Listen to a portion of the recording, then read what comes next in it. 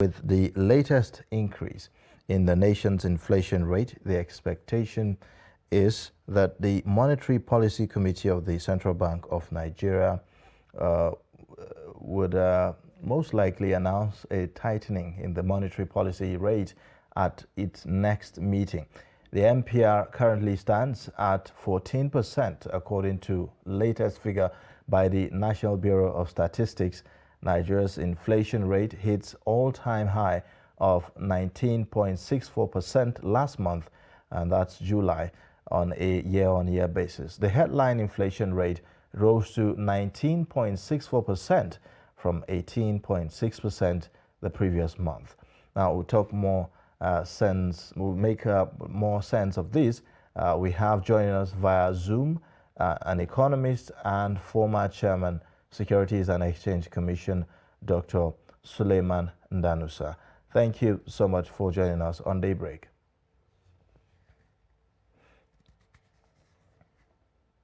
Thank you. Good morning. All right. So we've seen that the NBS is now revealing to us that we've had an increase on the headline inflation, now 19.64%.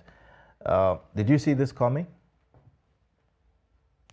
Of course, and it will come the more. So sorry to be pessimistic, because the causes of inflation are totally cost push, and they are from different sources. And until those causes of inflation are tackled, some of them are immediate short term, some of them are medium term, we will continue to struggle with inflation. Okay, it appears, you know, in June, the inflation rate was 18%, and it appears not much was done, because now it's 19. And some experts are projecting that in the nearest future, maybe in a month or so, we're going to get to about 20, and then it just keeps going. So what is it that can be done in the short term to arrest this? Yeah, first of all, thank you very much. First of all, we have to understand a couple of things. Now, if you remember, in June 2022, like your colleague said, the inflation rate was 18.6. In January this year, it was 15.6. So in the 7 months from January, inflation has increased by about 27%. Inflation, of course, you know, can differ depending on the location and the items. You have urban, rural, and of course, it depends on the product. Now, what are the components that drive inflation in Nigeria? Because if we understand them, then we begin to really break them into the baskets. Now, according to MBS data, you have food. 50% of the inflation is driven by food prices. That is very basic. Everybody eats food. And therefore, if food is becoming so expensive, you can imagine the impact it's having on the populace. Then you have household expenses, you have transportation, you have education, health, housing, and education. All those are some of the drivers that have been identified, major drivers that have been identified by the NBS.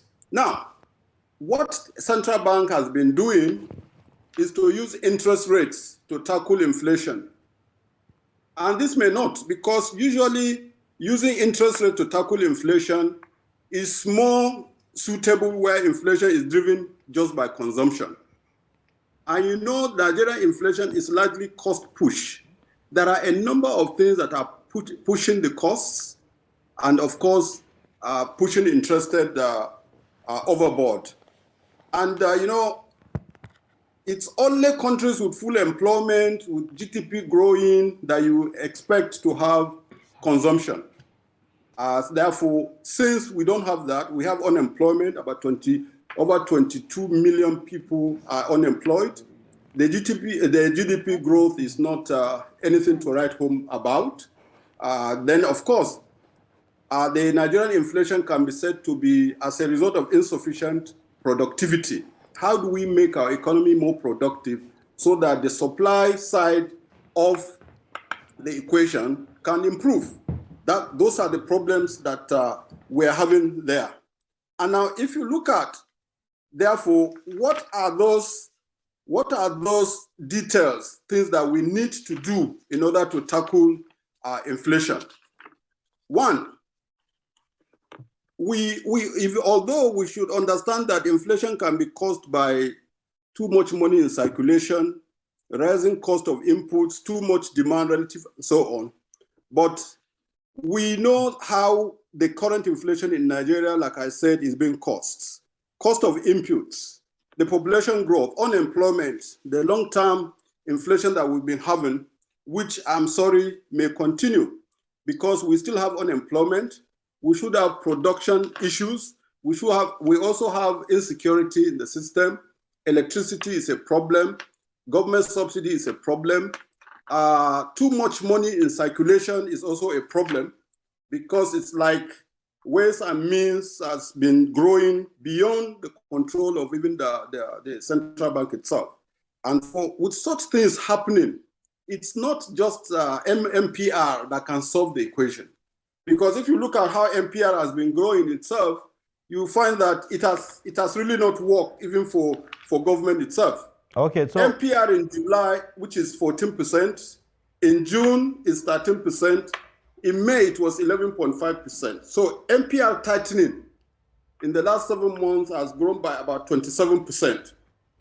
So despite all these multiple MPR that CBN has been dishing out, we continue to have inflation rising. Okay, yeah. Okay, so you talk about, we need to do more in terms of production here in Nigeria. Yes, we understand that insecurity is having a very negative impact on our food production. But what are other aspects of the production that can help in this instance? Now, this morning we're talking about aviation fuel, which is about 903 naira per liter now. And I'm concerned about how that will impact on productivity, how that will impact on businesses, and all of that. So in other sectors, how can we save the issues of unemployment? Because in the aviation now, such like aero contractors, for instance, have suspended operations, and we're likely to see more of this happening. So issues of unemployment is staring us right in the face. We're likely to see an increase in that. So there should be definitely some kind of policies that can be taken to be able to help in this instance, isn't it?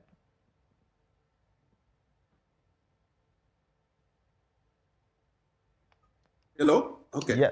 Thank you very much. Of course, unemployment is a big issue in Nigeria. And you are right. Once the economy is not productive, it cannot absorb or employ people. And therefore, the crux of the matter is how do we make the economy productive so as to engage? One of the major employers of labor in Nigeria is agriculture. But you can see what is happening to agriculture. The rural dwellers are no longer safe to even remain on their farms. And that is, of course, increasing the food supplies, and therefore shooting the prices of food way above the reach of most families these days. Now, when you come to things like transportation, it also adds to the problem, because for an economy to be productive, the cost of taking the farm produce to the dinner table must be such that they create a price that is affordable. But the way we see it now, even if food is cheap in Kogi, before you can get it to Kano or Lagos, because of transportation, whether by plane or by road, because of the oil, the cost of fuel, all these things add up to productivity or lack of productivity, because the prices will increase, there will be inflation. So the supply side of agric, which is compounded by transportation and other cost drivers of inflation, are such that inflation will continue to rise. Now, what do we do to tackle employment? The first thing we do is to get farmers and people back to the farms, and that is insecurity. The central bank cannot provide MPR for insecurity. What is important is for government to look at how we can quickly resolve the problem of insecurity in Nigeria. And if that is done, then basically, therefore, the 50% driver of inflation would have been tackled, because 50% of inflation is food inflation. So the next one is the raw materials that are provided from the farms. Okay, if the supply is low because of insecurity, if the supply is low because of cost of production, obviously it will affect prices for raw materials and it will affect manufacturing. Then foreign exchange itself is affected by inflation. And therefore, for those who want to import some of the inputs from abroad or equipment from abroad, it's becoming so expensive that they can't get to do it, particularly the airlines, etc. Then the aviation fuel, we know a lot of them are even imported. We import not only the petrol that we use for our vehicles locally, but we also import aviation fuel.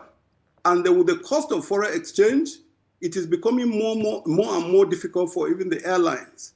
And therefore, I'm not surprised that some of the airlines are beginning to close down. So the more such airlines close down, the more it affects mobility, the more it affects employment of people. So it's a vicious cycle. So what government must do is to actually, it appears the policy makers are making their decision in silos. There is a need for central bank monetary policy, fiscal policy, and then, of course, other arms of government to sit down to look at all the issues together so that any decision that they take will actually be more coordinated, more kind of symbiotic in resolving the issues. If we don't do that, we'll continue to have conflicts of policies and, of course, further deteriorate the situation in our economy.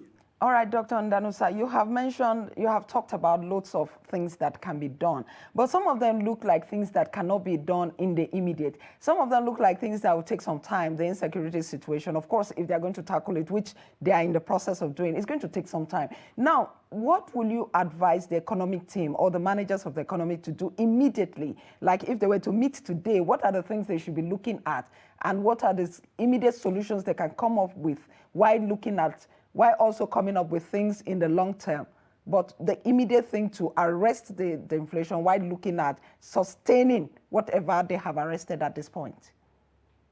Well, let me say there are no easy ways out, but of course they can attempt to do that, because we have left what we should have done long time before now, and it's just like a tailor. If you take your clothes to a tailor for him to kind of mend, it depends on the complexity of what he needs to mend. Otherwise, he will spend a whole lot of time trying to juggle how to make sure that your dress is properly put back to function.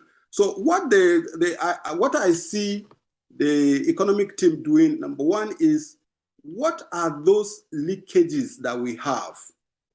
What are those priorities that we need to put on the table? And what are those areas that we can easily affect majority of Nigerians? The kind of interventions that we are having, both social intervention, central bank intervention, they are intervention, but we don't know how impactful these interventions are immediately. Even if they are for a while, it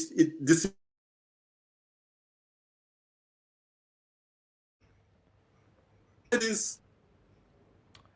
Unfortunately, it appears that we have okay.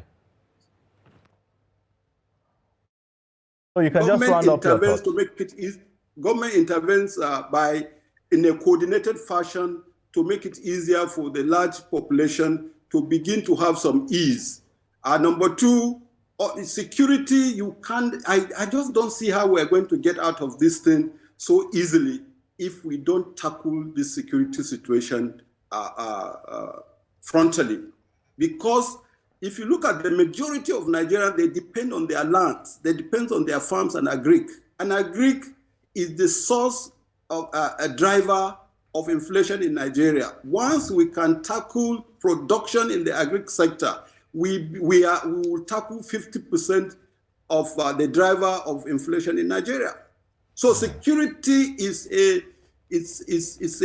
no. We have to go in there and make sure that, and that can be done.